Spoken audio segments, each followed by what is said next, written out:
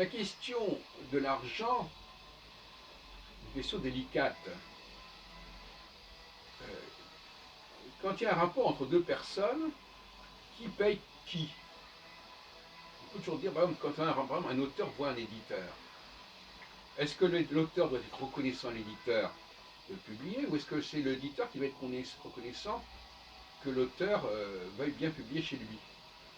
C'est un rapport de force qui explique pourquoi les auteurs sont souvent très mal payés.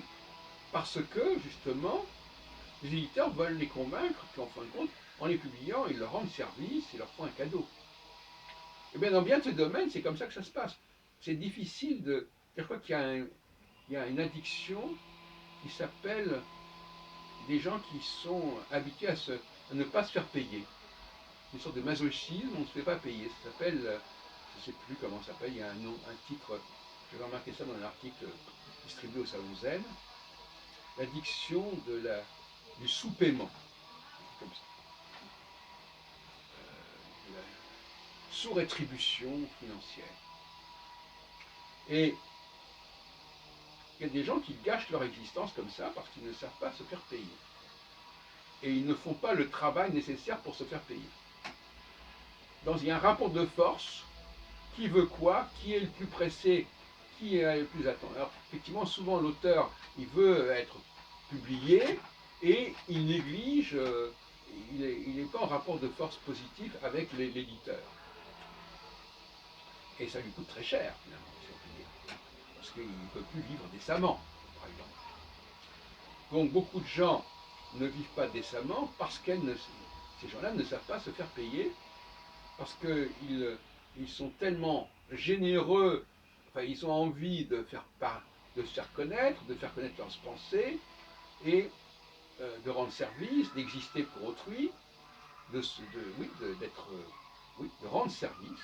Et quand on veut rendre service, eh bien, ça peut être très négatif, très nocif. Et ça peut perturber notre existence et, et même tout simplement conduire à la mort, au suicide, enfin, en tout cas à une détérioration du mode de vie qui n'est plus décent. Donc il faut se faire soigner dans ces cas-là quand on ne sait pas obtenir des gens qu'ils vous payent ce qu'ils vous doivent, et il faudrait arrêter de se dire que c'est de soi-même qui doit être reconnaissant quand vous accepte que vous rendiez service. Non, comme disait, toute peine mérite travail. Mais malheureusement, il y a des gens qui exploitent ce genre de comportement. Ils disent oui, celui-là, oui, bon, il est bien content de faire ce qu'il fait, on ne va pas le payer. Ça nous fera toujours des économies. Parce que, vous savez, la mesquinerie, ça existe. Hein. Il y a des gens qui dépensent énormément d'argent, mais ils le font sur le dos de certaines personnes qui ne payent pas. Hein. C'est comme ça que ça se passe toujours. Donc, ils font des économies pour ceci et pas pour cela. Un exemple médiocre, c'est par exemple les concerts à entrée libre à Paris. Alors, il y a certaines des personnes qui ne vont jamais à un concert où il faut payer 1 centime. En tout cas, pas pour entrer. Et il y a des artistes qui se présentent bénévolement, comme on dit, c'est le mot fameux pour une fois, bénévolement. Voilà, on est dans le bénévolat. Et alors, voilà, on bascule dans le bénévolat.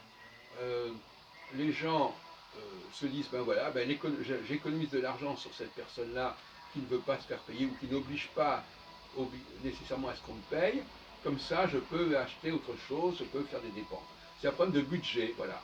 Donc les gens, ils établissent leur budget comme ça. Ils disent, ah là, je paye pas, là, je paye.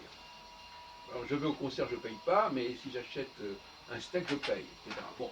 Et voilà comment on est pris dans ce genre de système. Et comment, alors voilà, il faut aussi que l'État s'occupe de ce genre de situation, qu'il,